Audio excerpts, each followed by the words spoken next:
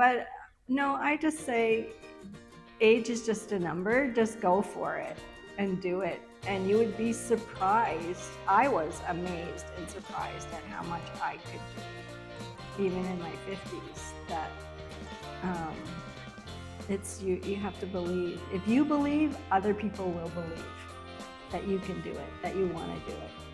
Carol Wallace didn't follow the usual path. While many people teach English overseas in their 20s, Carol took the leap in her 50s, leaving behind the familiar to face uncertainty, chasing a dream to see the world.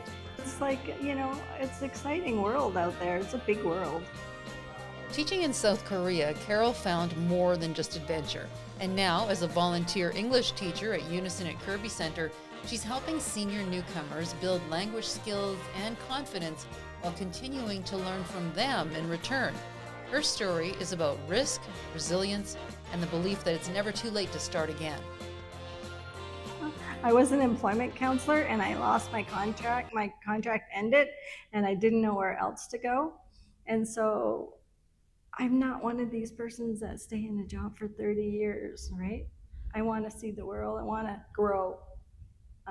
So I thought if I don't do it now, it's not going to happen. So then I went. Actually, it was very therapeutic for me. It was the first time I ever felt loved, because when you're a mom, and I've been through divorce and all that awful stuff, I didn't love myself. But when I was in Korea, they loved me so much I couldn't help loving myself, right? And they made me feel so important that I thought, yeah, I can do this. And I went to Korea on welfare. I couldn't find a job on the island. I was on welfare. And I went to Korea. How do you do that, right? I wanted, I wanted to see the world before it was too late. And I know the only way I could afford to do that is to work in another country. And I've heard lots about people going overseas, and I'm saying, well, what's all the hype about? Let's go see, right? But when I got to Korea, it was fantastic. Yeah, it was the best thing I've done. I wished I had done that earlier because I could stay longer. So, yeah. But you still went. I still went, and I went for 1 year, like 2008 to 2009. And then when I came home, the economy changed. I just like, what happened to the economy? It was bad. Like everything was expensive, maybe because everything is so cheap in Korea. And then I actually got involved with somebody I shouldn't have. And I used my second trip as an escape plan. I was lucky. I was able to go back to Seoul and work there for 6 months, but I had to come home because I had cancer. So in Seoul, I was bleeding a lot, and they kept giving me pills for UTI, but it was like not working out, and and they and then the international doctor, it got pretty expensive, and I thought, you know what, I can have this free at home. So I went home and they diagnosed me in Cranbrook, but it was endometrial and it was 1%, and they took it out and I didn't need chemo or anything. So I was lucky. It was the first year, it wasn't all about the 20s. It was in Seoul. When I went to Seoul, there was a lot of 20 years old that were partying and drinking, and I don't know, I just was sort of the mom, but I just didn't want to get involved in that, but I just said, you should be careful.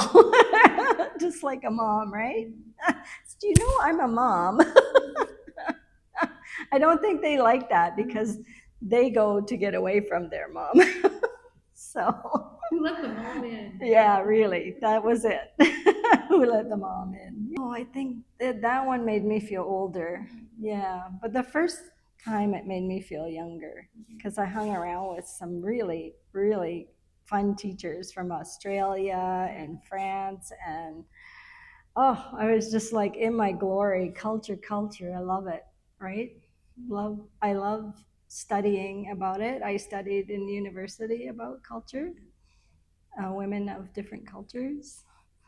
The Inca, I studied that. So shamanism, I studied that. It was just something that I really need to find out who's in my world, who's around me, who's in my environment. I need a job. That's all I could think about is I need a job. I want to travel. Wow, were you scared? No, Intimidated? Like nothing? no, no, not at all. Why not, do you think? I don't know if I was in the right place in my head. I just, I was just, it was exciting and new. And, uh, and I was going to a different country. And, but I had it planned. I mean, they paid for my airfare and they paid for my accommodation and they picked me up. I mean, everything was calculated. I didn't just take off. Some people think I just took off, but no, it's a calculated risk. That's what I call, right? It's There's you have to be creative, I guess. Trying something new is a little bit scary, and it can be challenging. But if there's something that you really want to do before your time, you need to do it regardless. I mean, I left my family and my kids, and they're all proud of me. Like, my family's like, wow, you're the only one in the family who's done this. I'm a Sagittarius, so I'm a little crazy. And I just feel like if I can go to Korea on welfare, I can do anything. You have to believe that you can do it, and you have to have a vision. If you don't believe, then it won't happen. Yeah, a lot of self-doubt is conditioned, right? But if you believe in something strong enough, I believe the universe will help you bring it to fruition. The only thing that was scary in Korea, not really, it's just, oh, right, we had a warning from the North Koreans that they were going to blow up this island. And we had to make sure we were registered with the Canadian Embassy in Korea. And we had to have a plan. So we had to make sure that that plan was maybe going to Japan and then flying home. So that was kind of scary because they one day they had a drill and there was no traffic. Like, it was eerie, and it was just, and the war sounds were blaring. So that was pretty scary, and we couldn't tell anybody at home because they were watching what messages we send. And then I decided I needed to come back to Calgary because I lived here before. So it made me more grounded.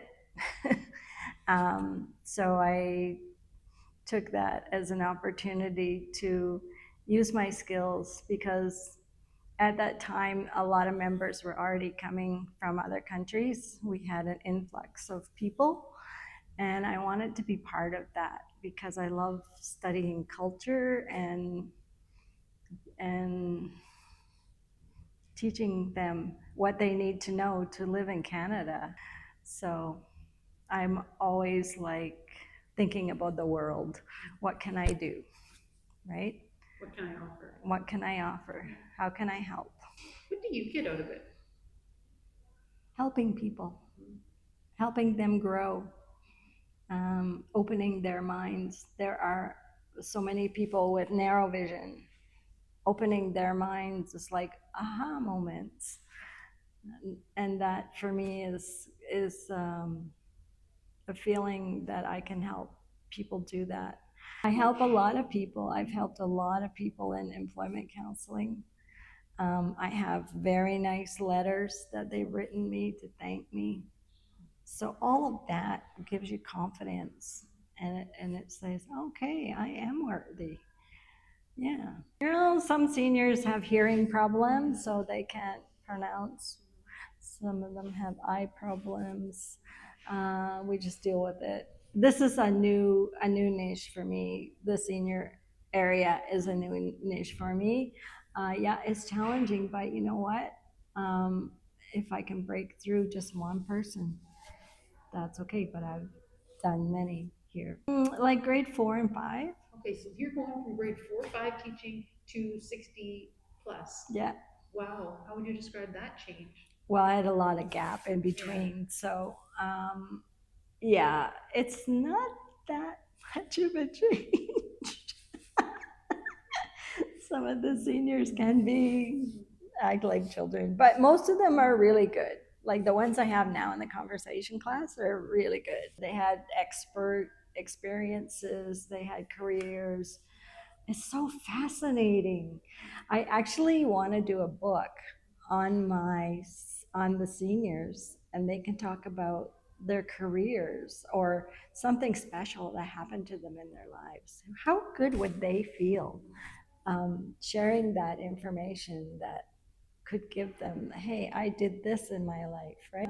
Yeah, like today we were talking about farming in Alberta, but they told me about farming in Iran and farming in Venezuela and farming in Mexico, right? So when I was an employment counselor, I would say, and they didn't know what career or what they wanted to do, and they couldn't find a job in their area, I would say, what else did you enjoy doing when you were a kid? Because a lot of times that can develop into something, right? So I would ask that. And I mean, Kerby is a very safe place. And a lot of my students, I've had the same students for 3 years, and they keep coming here because it's a safe environment. It's a little bit slower, and that's good. It's a good thing. And it's so friendly.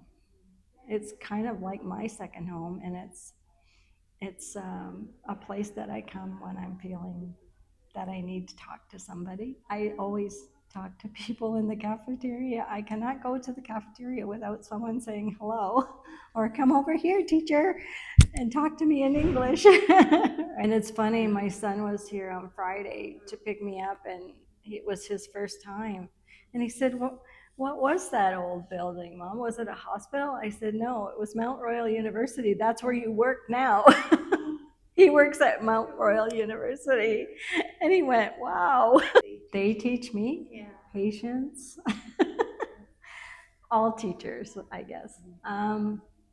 They teach me about their country.